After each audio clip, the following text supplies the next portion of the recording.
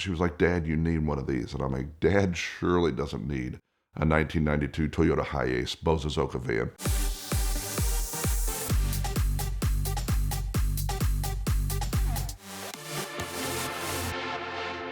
Being a car guy, there are vehicles that you should steer completely clear of, and needless to say, I navigated straight toward it. For those of you that don't know, when Sam Hard tried to express in one of his videos this name, it is a Bōsōzoku van, and Bōsōzoku is more style than van. Japanese Bōsōzoku style is kind of this obnoxious big wings and everything on these vehicles, like a Datsun 510 with a spoiler on it the size of a billboard. It's more of a car culture, and for some reason, my daughter that was born with a wrench in her hand, and then of course everybody likes that I throw my children under the bus on VINwiki. They're like, oh my God, he's got 2.5 million subs and you're throwing this children.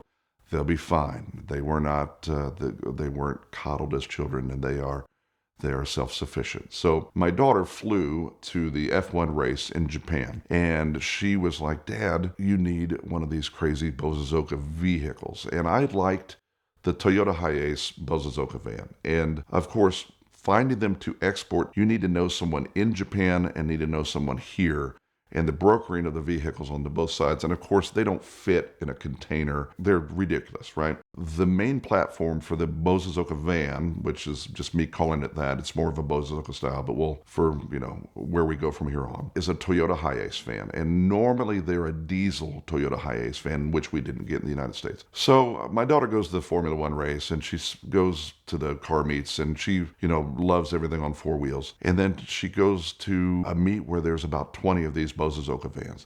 And they're multiple different colors. They always have murals on the side of them, and they're ridiculous things, and lights, and lowered, and smell like diesel, and everything. So crazy, crazy, crazy. And she was like, Dad, you need one of these. And I'm like, Dad surely doesn't need a 1992 Toyota Hiace Bōsōzoku van. I put a post on Facebook, which is never good. And I said, if anybody knows where one of these are, because I did look into them, but getting one exported was not in the cards. Of all people, Sam Hard says, Travis Bell, I know exactly where one of those are. And I go, get out of here. So he sends me pictures of a Bōsōzoku van abandoned in a field, and it could have been in Georgia, Indiana, Japan, it could have been in the Soviet Union, it could have been anywhere.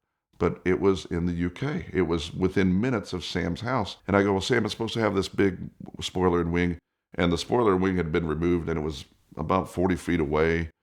And I was like, oh gosh, Sam, please don't tell me it's for sale.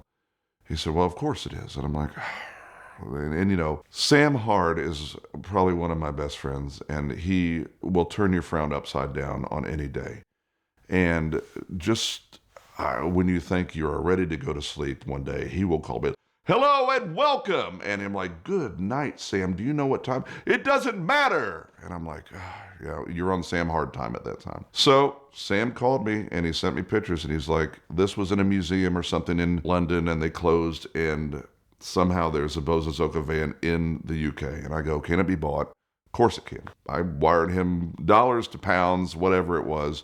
And I bought it. And then Sam kind of restored it and got it running on his channel. And he took it to Wembley Stadium. And I'm like going, of all things, Sam is buzzing down the road in this ridiculous thing. And it's right-hand drive and smells like diesel. And the air never really worked right. But it's got subwoofers in the back. It's just, and here's, Sam Hard just smiling teeth from ear to ear. And he could have blonde hair that day, or he could have black. I mean, it's Sam. And this thing almost fit his personality a little bit better than it fit mine. At that point, I was like, well, what are we going to do? How are we going to get it home? And so he took it to Southampton to ship it home. And for some reason, they didn't have a container tall enough for it to fit in. So then we had to take it to Felixstowe, or I probably said that wrong. And they took the spoiler off the roof and put it inside in the van, shoved it in a container, and then shipped it to the U.S. And I'm used to vehicles being on the water that would take 6 weeks to get here. But that vehicle took a whopping 7 days to make it from the UK to here. And then that was right when the tariffs started kicking up. And I've never paid $4,400 in tariffs on a van that was probably 1/3 that much. I mean, it was ridiculous. And so the broker was like, Mr. Bell, I am sorry, but you now not only had $7,200 in this container to get it here, but now you owe us $4,400 more. And I'm looking at my daughter going, oh man, just, should listen to your own. Don't listen to Kate. Don't listen. So anyhow, it arrived, paid it. It hurt. And out the container it goes, and it is the worst thing on wheels. It could not be worse. It has tires on it that I can't pronounce. It has a locking lug nut that is missing. Of course, no air conditioning, no anything. And if you're familiar with like the Indian buses, like overseas in India, and they're all extravagant LED lights and things and everything on them, but they also have this certain horn on it, and the horn is a Bazari horn, Bazari, and it would play 21 different songs, but it's all air horns and trumpets, and it is ridiculously loud. So not only does it have all of that, but then you can program it to play certain songs. Of course, I had to download what each number was, but it would play everything from James Bond to Pitbull. Like, it would play everything, and it would wake the dead because it has a compressor in it. And of course, the compressor is inside the vehicle with you when you're driving around. It was a lot. I decided to drive it to Kokomo, Indiana, which is about an hour north of me, for a little bitty car show, which I was like, and I'm not a car show person, but I was like, it's a Tyler Baldridge's birthday. Let's ride it up there. And it was probably the worst drive and I've driven a car with dashlight roulette all the way to Alaska, and this one was top 3 worst drives. And, buzzing around and, making everybody happy and whatever else except the person driving it. We had it for a very long time. And there's another one in LA, and it's Mike, and Mike is awesome. He helped me find some parts. And of course, you're, buying parts for a 30-year-old Toyota van. And I was not the right ass for the seat. I just didn't fit. It didn't fit me. But I get these wild things from Toyota, Ferrari trucks to my Geo Tracker, which I still have and love for some reason. But it was time to let the old Bōsōzoku van go. And I called like every museum under the sun with museum friends, and they're like, bro, we don't want to have anything to do with this. It looks neat. It's great.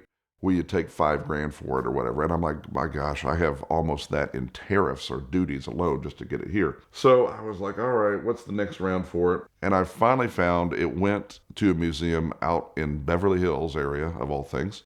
So if you are in the LA area and you see a maroon, it was maroon at one time. It's now faded to pink.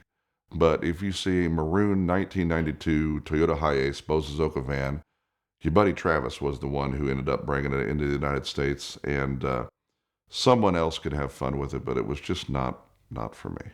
People always say, if it's 25 years old, it could come in the United States, hooray. This van was over 30 years old, but since it was originally assembled in Japan, even though it went through the UK, that's why it caught $4,400 in duties on it. So always you ask for forgiveness before you ask for permission. That's the motto I live by. But when it came to either finding to get one from Japan to here, because they wouldn't sell it to some Yankee over here, with this Bōsōzoku culture.